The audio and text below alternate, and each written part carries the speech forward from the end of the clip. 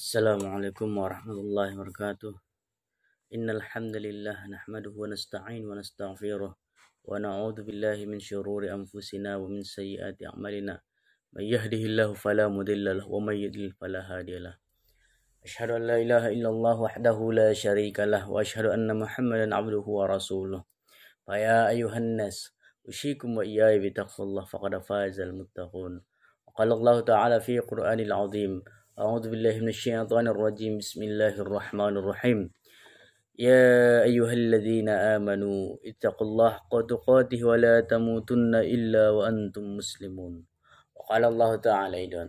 Ya ayyuhan nasu ittaqu rabbakum alladzi khalaqakum min nafsin wahidah khalaqaha minha zawjaha bassa rijalan katsiran wa nisaa wattaqullaha alladzi tasaaluna wal arham innallaha kana 'alaikum raqiba. Wa qala Allah ta'ala aidan.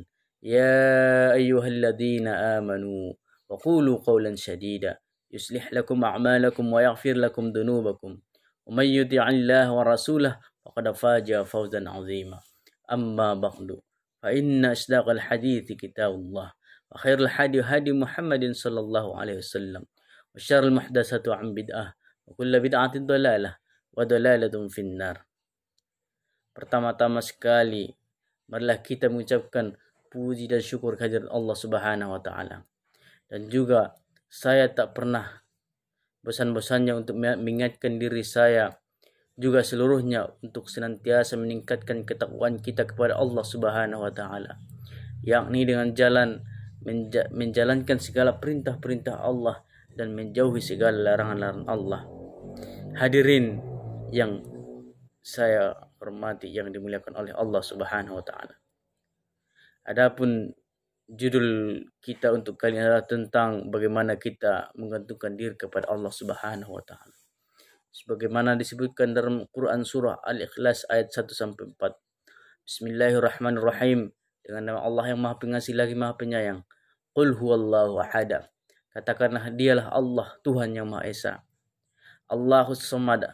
Hanya bagi Allah lah tempat bergantung segala sesuatu. Iyyaka na'budu wa iyyaka Allah samad lam yalid wa lam yulad. Allah tidak beranak dan tidak pula diperanakan. Wa lam yakul lahu kufuwan ahad. Tidak ada sesuatu pun yang dapat menyamai Allah Subhanahu wa taala.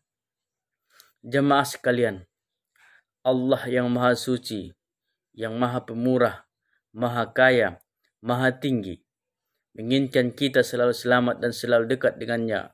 Segala bentuk ibadah itu definisinya adalah semua niat, semua perkataan, semua perbuatan yang dicintai dan diperintahkan oleh Allah Sang Pencipta. Dialah Allah yang menginginkan dengan ibadah-ibadah ini agar setiap hambanya menjadikan sebagai fasilitas untuk mendekatkan diri kepada Allah Subhanahu wa taala. Dan ini terbuka untuk siapa saja, laki-laki maupun perempuan, asal dia beriman kepada Allah. Dia melakukannya, maka dia akan mendapat. Banyak manusia jemaah sekalian tidak menyadari seseorang di antara kita kadang-kadang dia ingin mendekatkan diri dengan seorang pejabat. Dia ingin mendekatkan diri dengan seorang tokoh masyarakat. Seorang apa saja jabatannya di kalangan manusia. Maka kita lihat dia berusaha mencari jalan. Melobi ke sana ke sini. Mencari siapa yang dia kenal. Apa saja jalan supaya bisa berkenalan sama orang tersebut. Kadang-kadang hanya karena masalah satu urusan dunia. Hanya karena masalah jabatan. Hanya karena masalah harta. Hanya karena masalah partner bisnis. Dan itu repot sekali. Susah. Bisa dapat, bisa enggak. Jamaah sekalian. Ibadah yang telah disiapkan oleh Allah Sang Pencipta adalah cara yang paling mudah. Tidak ada sulit. Bahkan ibadah kadang-kadang tidak membutuhkan biaya. Hanya butuh sedikit saja upaya kita. Zikrullah misalnya. Hanya dengan lisan. Tapi apa kata Nabi Muhammad SAW? Mau nggak saya tunjukkan kepada kalian amalan yang mengalahkan kalian berinfak dengan emas dan perak? Lebih besar pahalanya.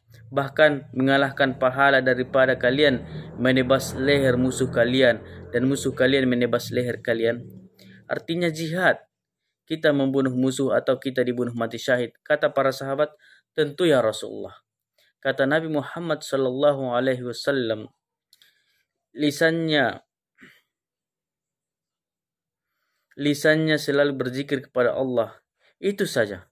Lagi jalan, subhanallah walhamdulillah wa la ilaha illallah wallahu akbar, astaghfirullahaladzim, la hawla wa la quwata illa billah. Apa kata Nabi Muhammad SAW? Saya mengucapkan sekali subhanallah walhamdulillah wa la ilaha illallah wallahu akbar, lebih saya cintai daripada terbitnya matahari. Karena Nabi Muhammad SAW tahu bagaimana nilainya ini. Ini memuji dan menyebut Sang Pencipta Allah Subhanahu wa taala, yang artinya apapun di muka bumi ini dan di dalam semesta ini, Dia yang menciptakan, Dia yang memiliki, Dia yang mengurus, Dia yang memusnahkan, dan kita diberikan fasilitas dengan sangat mudah untuk berhubungan dengan Allah Subhanahu wa taala. Enggak butuh lobby, enggak butuh biaya. Doa, punya hajat apa saja selama itu halal, tinggal angkat tangan ke langit, tinggal ucapkan dengan lisan, ya Allah, alhamdulillah wassalatu wassalamu ala rasulillah, saya puja hajat ini, ya Allah sembuhkan, ya Allah sembuhkan, ya Allah begini, tinggal hajat dan tunggu prosesnya. Nikmati saja 2 hari, 1 minggu gak apa-apa, karena kata Nabi SAW, akan datang nanti orang-orang pada hari kiamat, diberikan pahala bergunung-gunung, banyak sekali. Pada saat diberikan, mereka bertanya pada para malaikat, dari mana ini semua? Pahala apa ini? Kayaknya kami nggak tahu nih, ibadah apa ini. Maka kata para malaikat, ini adalah doa-doa kalian yang belum kalian dapatkan jawabannya di dunia. Diberikan pahala bergunung-gunung, kita lihat hasilnya. Nggak lihat hasilnya ibadah, ada pahalanya di sisi Allah pada hari kiamat. Maka pada saat itu semua mereka berharap agar semua doanya di dunia belum dijawab sama Allah Subhanahu wa taala, biar disimpankan pada hari kiamat karena besarnya pahala itu. Enggak ada modalnya. Salat 5 waktu hanya sekedar azan ke masjid 10 menit, 15 menit, enggak berat, ringan. Sudah cukup kata Nabi sallallahu alaihi wasallam. Bagaimana kalau di depan rumah kalian ada sungai yang mengalir dengan deras, kalian mandi sehari 5 kali, apakah tertinggal kotoran di badannya? Kata para sahabat, tentu tidak ya Rasulullah. Kata Nabi Muhammad SAW, begitulah perumpamaan 5 waktu salat, ringan, mudah, baca Al-Quran, bacalah. Kata Nabi Muhammad SAW, siapa saja yang membaca 10 ayat Al-Quran, 10 ayat di malam hari, maka Allah akan berikan kepadanya 1 gintor, dan 1 gintor lebih baik daripada dunia dan seluruh isinya. Kata Nabi Muhammad SAW dalam hadis lain, maukah seseorang di antara kalian menuju ke Buton dan Akik, 2 lembah di Madinah yang sering dilewati oleh unta-unta liar, tidak ada pemiliknya? Maka kata Nabi SAW, maukah kalian ke 2 lembah itu? Kemudian dapat 2 ekor unta, dan 2 ekor unta bisa 500 juta, tergantunglah ia, 1 ekor berarti 1 miliar lah. Mau nggak kalian dapat itu? Kata Rasulullah. Kata para sahabat, tentu ya Rasulullah. Kata Nabi Muhammad SAW, seseorang di antara kalian pergi ke masjid, baca 2 ayat Al-Quran lebih baik daripada 2 ekor unta. 3 ayat Al-Quran lebih baik daripada 3 ekor unta. 4 ayat Al-Quran lebih baik daripada 4 ekor unta. Dan begitu seterusnya. Baca 100 ayat yang 100 ekor unta. Mudah, murah biayanya. Dan itu cara berhubungan dengan siapa? Sang Pencipta. Gak butuh lobby. Kalau kita berhubungan dengan Sang Pencipta jamaah sekalian, maka semua makhluk bisa Allah tundukkan buat kita.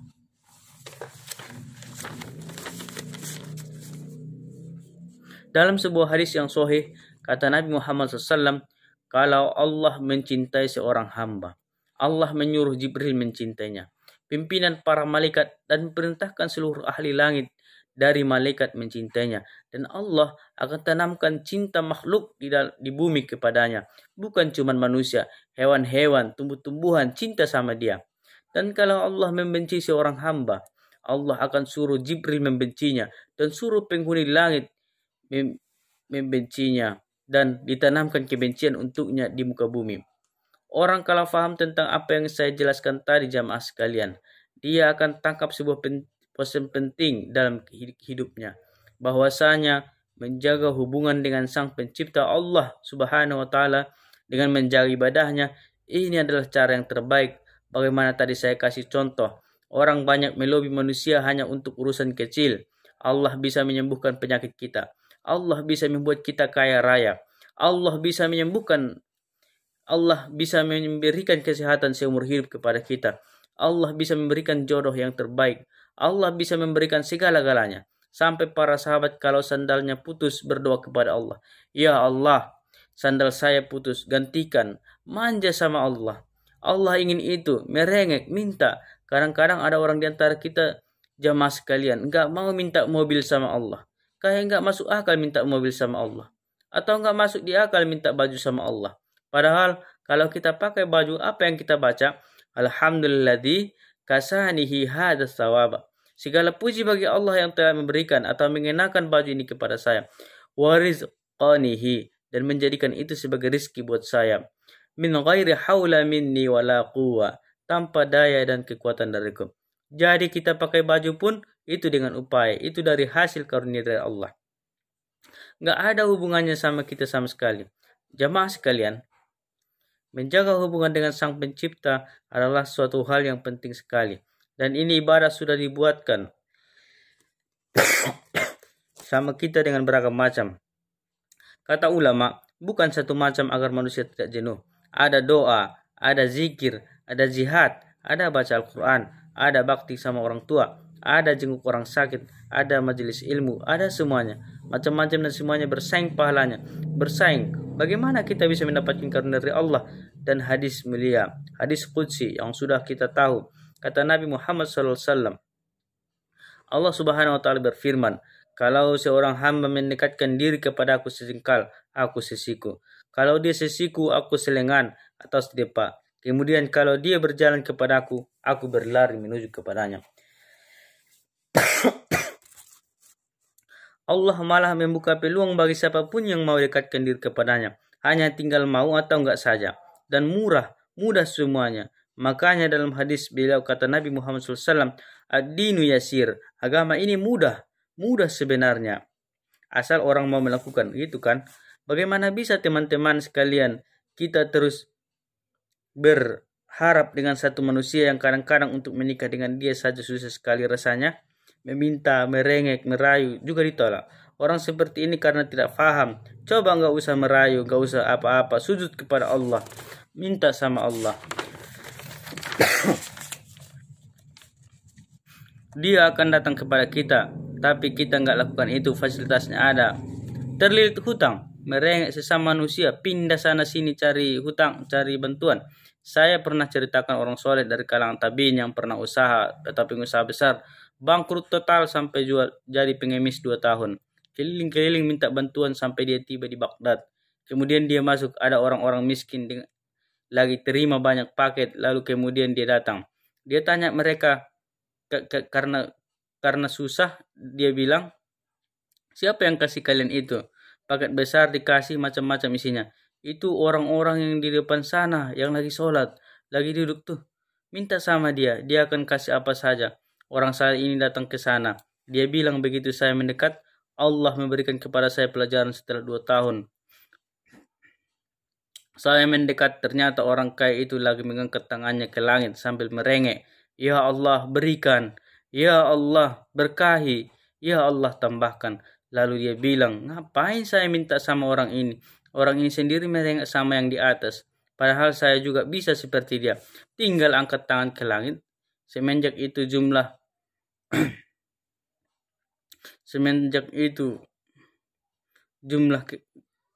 dia tidak pernah berhenti berdoa selama sebulan non-stop. Dan semua kekayaannya kembali. Cuma manusia kadang buru-buru. Dia kalau lobby manusia bisa sabar. Ngajukan kenaikan jabatan dia sabar. Tapi kalau sama Allah protes. Padahal Allah yang membuat darahnya mengalir di urat sarafnya. Yang membuat dagingnya dan ototnya melengket di tulangnya. Yang memberikan sumsum dalam tulangnya. Yang membuat dia bisa bernafas. Yang bisa dia melihat. Bagaimana manusia melupakan hal yang besar lalu datang kepadanya hal yang kecil. Tunduk kepada Sang Pencipta jamaah sekalian. Akan membuat seluruh makhluk ditundukkan oleh Allah untuk kita. Ini kata rahasianya. Sederhana, tapi banyak orang tidak paham dan tidak diamalkan. Coba rombak semuanya sebelum ke dokter. Berdoa sama Allah supaya dokter itu penyebab jadi sembuh. Sebelum menikah, minta agar pasangan ini menjadi terbaik buat kita, agar Allah berkahi. Sebelum punya anak, ya Allah, karunia kepada saya seperti nabi-nabi, anak-anak yang soleh dan seterusnya. Semuanya agar dimiliki. Kata kuncinya memang kembalikan dulu sama Allah sebelum melakukan. Mudah-mudahan kita dapat menggantungkan segala sesuatu kita kepada Allah Subhanahu wa taala, karena Dialah Allah sang pemilik segala-galanya. Dialah yang maha kaya, Dialah yang maha pemberi rizki, Dialah yang maha pemberi kesehatan, Dialah yang maha penjaga, pemelihara dan lain sebagainya. Akhirul kalam, Allahul muwaffiq ila qamit thariq. Wassalamualaikum warahmatullahi wabarakatuh.